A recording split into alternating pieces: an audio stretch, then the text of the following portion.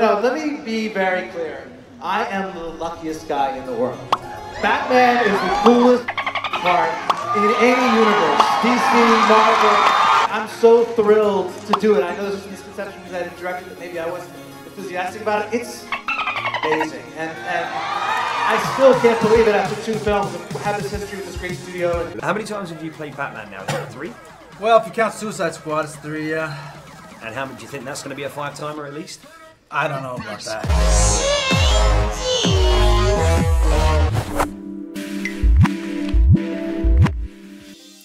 Batman is the quintessential grandpappy of all of the Marvel and DC superheroes. Not only is he ranked as the best superhero by fans across the world, he's also the most recognizable. Places where there's no cable, Wi-Fi, or electricity have people that can easily identify this dude or this symbol. People from all ages basically know who Batman is. Who's that? Superman. Oh, part of what makes Batman as great as he is his rogues gallery. From the Joker, to Bane, to Hugo Strange, he's got a lot of pretty solid villains. And while the DC movie universe is still testing the waters and in the middle of finding its stride, it's interesting to think about where they could go with these characters, and who they choose to bring them to life. They've already cast the Joker and Harley Quinn, and these guys from a really controversially received movie. But I thought I'd give my thoughts on who I think could do a pretty bang-up job as Batman's other anti-heroes and villains. Of course, this video is just my entire opinion, and I have no say in the DC movies. So let's just jump right into it, starting with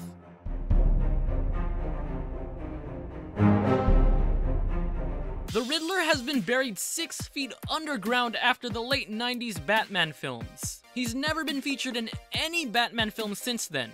He's one of the more popular villains who has OCD on brain teasers and questions. My top pick for him would be Hugh Laurie. He's got the skills to pull it off, and he can also make one of those "I'ma choke you out" kind of resting faces. Adding that sense of grit to the character would be an awesome way to go, especially since he isn't supposed to be all bulked up. Riddler's the next Batman villain I really want to see. It'd make for a phenomenal story, exploring how great a detective Batman truly is. My other 2 choices would be David Tennant and Eddie Redmayne. Tennant's been the psychotic purple man in Marvel's Jessica Jones, and Redmayne's got that strong eccentricism that'd be a nice accent to the Riddler. So you know these 2 can handle it. I love the take they took with him in the Arkham video game series. He was still crazy, but with an edge of seriousness. It makes sense that the DC execs would want to take inspiration from this, since everything nowadays has to be dark and gritty. They can make him serious, while at the same time making him crazy and delirious. But not the Batman and Robin type of crazy. That was just a cartoon. Freeze is another character that's got a terrible stench left over since the last time we saw him. There were rumors of him being the next Batman villain in the upcoming new Batman trilogy, but apparently chatters about that died down and more rumors are coming out of different villains taking center stage. His story is one built from a tragedy. His wife falls terminally ill, and all he can do is prolong the inevitable to try and find a cure. I remember watching the animated Batman show, and I always thought to myself, oh my god, it's Charles Xavier. It's not the fact that he just looks the part, but the guy's voice intertwined with that sick voice modulator would make for a really great iteration of Freeze. Patrick Stewart has always been my top pick for him, no question about it. He's got the acting skills, he's got the talent, and he really deserved an Oscar for his work in Logan. It's been quite some time since we got his origin story on the big screen, so starting his film with his wife falling ill shouldn't really feel tired. Am I just basing these casting choices off of looks? No, he'd kill it in the role. And he's also got a physical aspect of his own that could allow him to make the role his own. Same reason why the new Daredevil actor low-key looks like Filthy Frank in some scenes. It just adds flavor to the character. I learned how to make breakfast on. A close second I'd like to see in this role is Ed Harris. Guy's been stealing every scene he's in Westworld.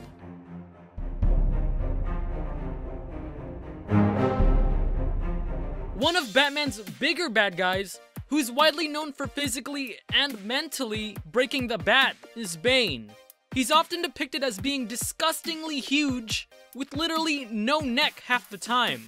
For this part, I'ma cheat a bit. I actually think Bane should be played by 2 different actors. Have a big actor who is physically huge, and have someone else who could emulate a genuinely eerie tone of voice. The guy who does the physical stuff does not have to be Daniel Day-Lewis level, but just get someone who's fluid in his movements and is alright in conveying body language. That's all he'd need to do. I've heard a lot of people throw around this guy's name. He's from Game of Thrones, and I wouldn't really mind it. They could literally get anyone since his face will be covered for more than half the time. But the voice, for me, would have to be done by Javier Bardem. He was praised for his performance in No Country for Old Men and for his role in Skyfall. And he also played the creator himself in Darren Aronofsky's film Mother. He's got the ideal voice for the guy. Here's him with a bootleg voice modulator. Is that what you're asking me? Is there something wrong with anything? Yes. Go straight at it. I'm not entirely sure whether the filmmakers would want to just keep Bane's mask on at all times. It'd certainly make it a whole lot easier for them editing-wise. Lip-syncing him with a physical actor would be tough, but it's been done before. Even though it gets a lot of shade thrown towards it, the Silver Surfer was one of the best parts of the second Fantastic Four film. Not the bad 2015 one, the sometimes okay 2007 one. And they completely 80-yard all of his lines so that Lawrence could add his deep, bassy voice. If not Bardem, then I really wouldn't know. I'm open to more ideas though.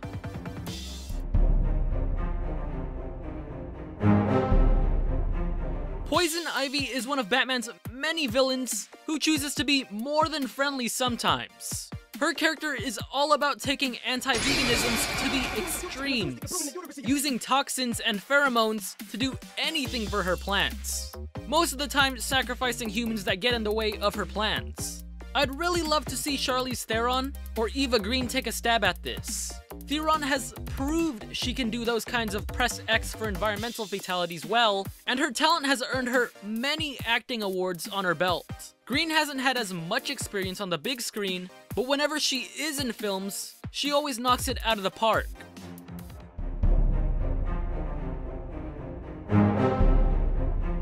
Selina Kyle is another one of Batman's villains who shares an on-again and off-again love-hate relationship with Bruce Wayne. If anything, her personality runs very parallel with Loki. They both lie and trick others for their own gain. I thought the Anne Hathaway and Michelle Pfeiffer versions were great to each their own, but I always thought melding the two together would make for the perfect Catwoman. Pfeiffer did great for what she was given way back when, but the very essence of her character never really screamed Catwoman to me. You make it so easy, don't you?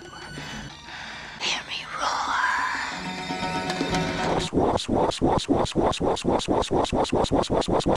Anne's, on the other hand, was more of that anti-hero that did stuff just because she wanted to, but she also had a heart and a conscience when things got seriously dirty, coming back to help Batman when he needed it the most. But her outfit was kind of a stray away. Taking some inspiration from Hathaway's material and Pfeiffer's visual mannerisms with maybe a few modernization edits on the suit would make for a phenomenal character.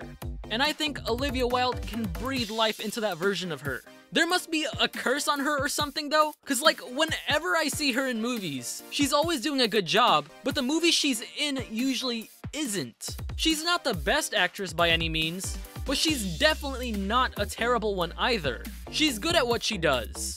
It's just odd that the majority of the things she's in, the films are either okay or are just flat out terrible. There's never anything more or less. Like, it makes no sense. It's either it's alright or it's ass. You don't get three options. There's no in-between and there's no great one. None of that is her fault. She's one of the best things about the bad movies. I think she can do justice for Catwoman if she's given the right material and the right director. But I can see why others wouldn't opt for her, because her bad luck might bleed onto the film. If not her, then my second and third choices are Jennifer Carpenter and Lena Headey. Carpenter was great in Dexter and flawless in 2008's horror film Quarantine, and Headey played Sarah Connor in that one Terminator show.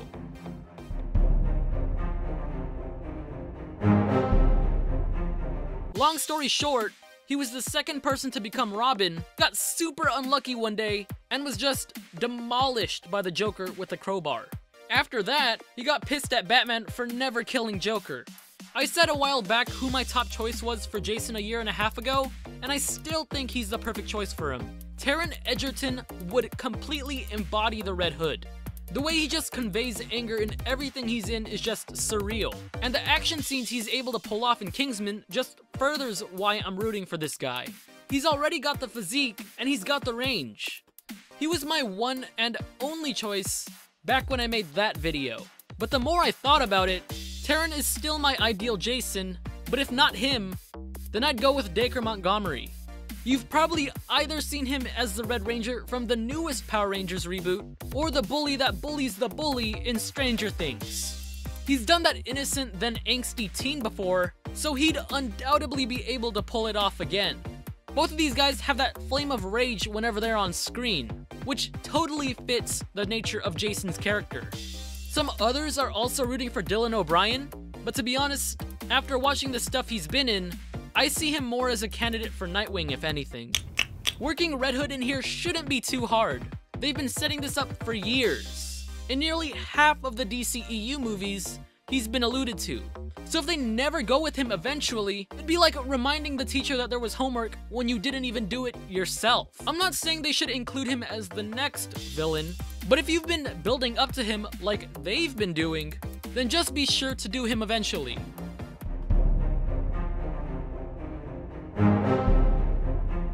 Roman Sionis is the mafia boss who has a team of thugs who does his dirty work for him. This guy is the easiest villain to write in. You can write his involvement in the story through back alley shady deals, or show him in your average run-of-the-mill bank robbery scene.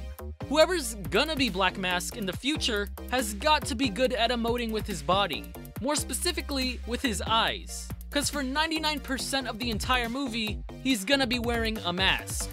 I always pictured Walton Goggins underneath the mask. Maybe it is his eyes, but overall he's super underrated.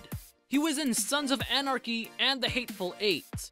I'd also be cool with Jason Statham being here, but he's kinda got beef with the entire genre. Any guy can do it. I have no ambition. I mean, I could take my grandma and put her in a cape, and they'll put her on a green screen, and they'll have stunt doubles come in and do all the action. Anybody can do it. I mean, they're relying on stunt doubles and green screen and, you know, $200 million budgets. It's all CGI created. CGI.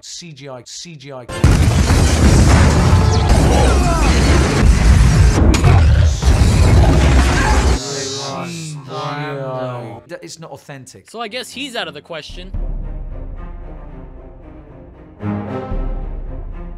You've most likely seen this face all over the internet way back in 2008. In that year, The Dark Knight was hot, the Joker was dope, and the second villain was fantastic. Christopher Nolan did the best job anyone probably could have with this guy. He perfectly captured how anyone could just turn 180 with just one bad day. Jon Hamm hands down deserves a shot at this. He killed it in his show Mad Men, and as handsome as he is, after seeing Baby Driver, he just made it feel like he was the monster straight out of a horror movie, showing the fits of rage from an unhinged man. There's some petitions for him to be the next Batman too, which is cool if you're trying to reboot or recast, though I'd much rather see him as a bad guy. A strong opposite to a strong hero. Wouldn't you?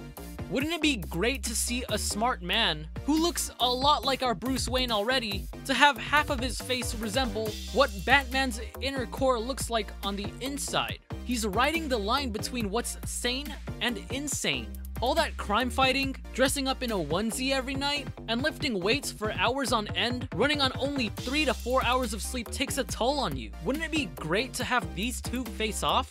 And have this Harvey Dent be a metaphorical reflection of Ben Affleck's Batman's psyche? I hope he said no to all of that, because he's doing everything he possibly can to avoid superheroes too.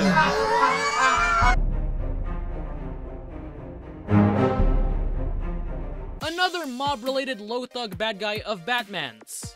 He's one of the shortest Batman villains, and one of the only actual sane ones. In the second Michael Keaton Batman movie, Danny DeVito did an okay job with what he was given, but that being said, what he was given had some really odd choices. Toby Jones was fine in the MCU as Red Skull's assistant, and his character there shares a lot of physical and personal similarities with the Penguin. Jones has a way of conveying the superiority he has with his mind, despite how awkward it is to feel threatened by someone who doesn't seem like he could hurt a piece of straw. Other names I've heard being thrown around were Paul Giamatti and Josh Gad, which I don't agree much on. Giamatti can act, and he has had some great performances in the past, but his last time in a comic book movie just makes my head go. And nothing of what Josh Gad has ever done suggested to me that he'd make a good Penguin. He probably could, I just haven't seen enough of his work to say if he would. He's very eccentric and joyful in almost everything he's been in, which isn't exactly the traits of the Penguin. But who knows? Batman kills in this universe, apparently, so anything can happen. I perceive it as not him killing directly. Not him killing directly. That's not really my problem, you know, like.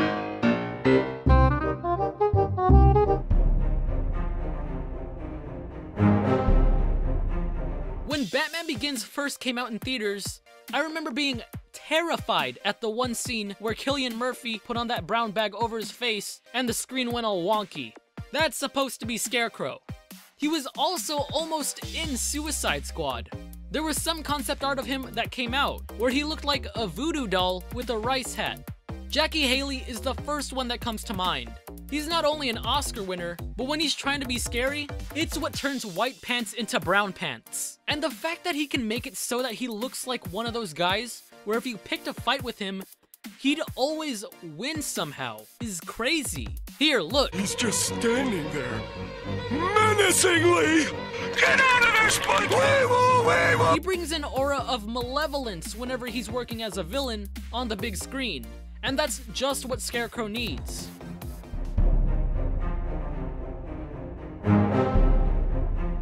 Clayface has the ability to shapeshift into anything and everything he wants to. We've never really got him in a live-action movie as of yet, mainly just in TV shows and the Lego films. For the majority of the screen time, all we'll be seeing is most likely what we saw with Sandman in Spider-Man 3. Oh wait, that's a human. What we're supposed to see is just a big mound of brown. So whoever they choose has got to be pretty experienced with motion capture. I'd say Andy Serkis, but he's in this video as another villain, so I'm more for Toby Kebbell on this role. This guy had the worst luck on superheroes so far. He was good in Black Mirror and the most recent reboot of King Kong. His dabble into the mocap world shouldn't be forgotten. The way he's able to translate the animalistic nature of CGI characters and give it a life of its own is impressive. It's much harder than it looks. Acting in and of itself is pretty hard to do, but you just gotta not suck at it. You betray me, you're not good, you're just a chicken. Chip, chip, chip, chip, chip, chip. And acting with heavy makeup, it's even more difficult, because you gotta exaggerate your facial expressions a bit so it's not hidden by all those prosthetics. But you can't do too much either, or you're gonna look like a weird anime character. And acting with CGI is like acting with makeup that's not even there. Humans and apes just have different muscles. On the neck, for example, do the animators match Toby's tightening of his neck muscles with incorrectly placed muscles on Koba, or do they remain faithful to the primate's actual muscle anatomy and then tense different muscles that maybe don't read with exactly the same expression as Toby's original performance? What? Turns out, these kind of actors have to be able to move so perfectly to the T while not losing any quality in conveying emotions so that it works when they're adding the visual effects. Let's play a game. Tell me which one of these you've got to be acting out for the visual effects team to create this. No, go on. Try it. I'll give you 3 to 5 seconds.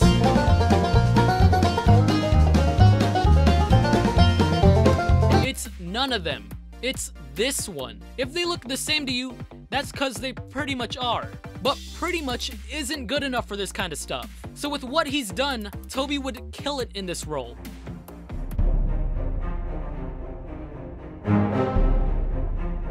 CGI. Seriously though, have someone do the mocap and voice if you want. He looks like he should be the size of the Hulk.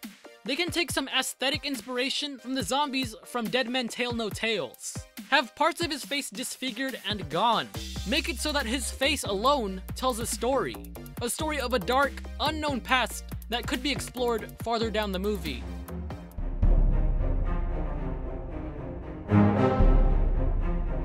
After the smashing success of Arkham City, the one villain that skyrocketed in popularity in Batman's Rogues Gallery was Hugo Strange. And even though he's still not as popular as the Joker or Harley Quinn, he's one of the rare villains to have successfully discovered that Bruce Wayne was Batman all by himself. Since Breaking Bad, Bryan Cranston has sold me on the idea of him playing a scientist when he was making Scooby Snacks. He hasn't been in a whole lot of big blockbusters as of late. He was in Godzilla for like 5 minutes, and then they threw him out the window. But I think he deserves another chance at these kinds of movies as Hugo Strange. Especially since the last time he went out, he barely had anything to do. Casting someone of his caliber in Godzilla and only having him in the movie for 5 minutes is like trying to cure cancer with a swine flu shot. You're using something that could be useful for all the wrong reasons.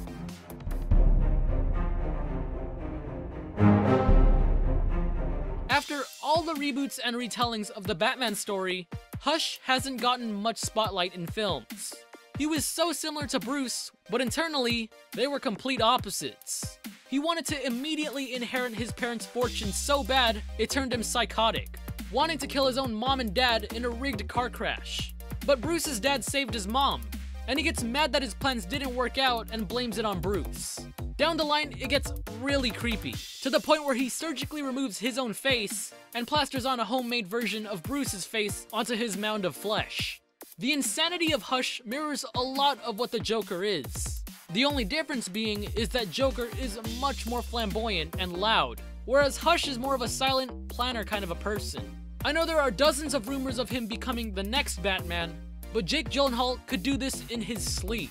Especially after seeing what he's capable of doing in Nightcrawler, the type of sociopath he was there felt so much like Hush. He lost weight and stayed up super late just to fit the role. That eye drooping thing was not always there. I could also see Matt Damon and Christian Bale pulling this off. Matt Damon because he's a solid actor, and his real-life relationship with Ben Affleck would add some realism to their on-screen chemistry, and Bale just because he's Bale. He was literally the Psycho of American Psycho, and having the previous Batman come back to DC as an imposter Batman to today's Batman would probably make Batman fans wet their seats. If they're aiming for a PG-13 movie that includes Hush in it, I'm not sure how that's gonna work. Wearing Bruce Wayne's face over his face is just gross. Looking how often they show that in the comics makes it look like you ripped apart a pizza roll and stapled it back together. There'd be tons of disturbing imagery just because of that one plot point.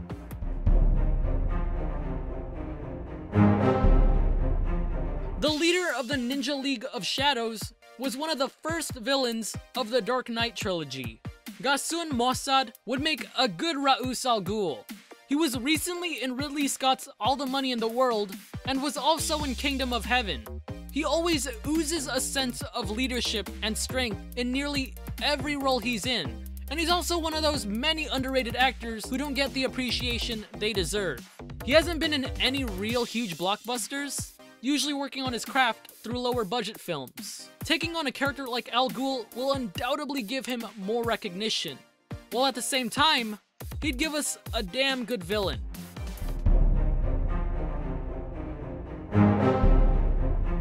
Talia al Ghul is the daughter of Ra's and also the mother of the fifth Robin, Damian Wayne. Back in 2012, I remember when the first set photos of Miranda Tate came out from The Dark Knight Rises, and fanboys around the world started pulling out facts that she was actually playing Talia al Ghul. Then a bunch of more people came out debunking that idea. Then the movie came out, and they chowed down on that shameful BS sandwich. I was really split on here between Bernice Marlowe and Isa Gonzalez. They're both great when they're bringing it, but I'm probably gonna have to give the edge to Marlowe on this one. She encapsulated nearly all the traits of Talia in Skyfall. The strength, mysteriousness, and beauty were all there. And Isa showcased all that too in Baby Driver. But man, is that age difference huge. I get that age is just a number, and different people have different opinions on this kind of touchy subject, but I always imagined her to at least look around the same age as Batman. They can find a way to work in her age into the narrative, say how she uses the Fountain of Youth or something to stay young, but I'm just bringing up a point some butthurt people might bring up later down the road. I'm gonna stop talking about it now. A bunch of anti-SJW and SJW people are about to cause World War III in the comments section. The reason why I didn't put Andy Serkis as Clayface earlier is because of this character. The Mad Hatter is another crazy scientist who loves hypnotizing people dressed up as the guy from Alice in Wonderland. The way Andy Serkis was in Black Panther and Age of Ultron fit all the needs of the Mad Hatter. He was intimidating, delusional at times, and had that look in his eyes like he wasn't all there. He's mostly known for his CG work, but I think his work is just as breathtaking as it is without the motion capture. He's most definitely a method actor. The man pours blood, sweat, and tears into everything he does. Even if the movie that he's in is terrible. He'd even make some parts of The Last Airbender look good if he were in it, even though the scenes without him would still make it feel like jamming chopsticks in your eyes. DC most likely won't make it all the way around to this character, since they got a bunch of other more mainstream villains and Justice League bad guys to focus on.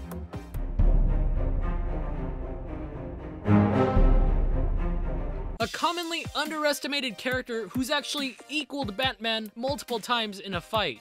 The first thing that came to my mind for this villain was Deathstrike from X2. Kelly Hu was great in the X-Men franchise for what little screen time she had. She's kinda disappeared from the spotlight since then. I mean, she went on to other projects, but they aren't big projects.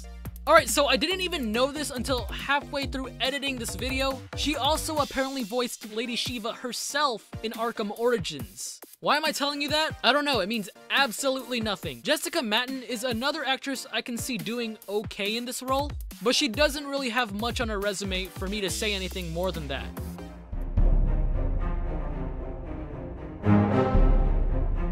According to Wikipedia, MANBAT is basically the bat version of the Lizard in the first Amazing Spider-Man. He was trying to make a serum that gave him a bat-like sonar sense because he was going deaf. Doug Jones has dressed up as a bunch of monsters and creatures from past films. He'd be great for this. Design-wise, there was a sort of not cameo of the Man-Bat villain in Batman v Superman. A giant-sized bat attacked Batman in his nightmare. It didn't really have a voice. It was more like stock sound from a tiger or a baby lion.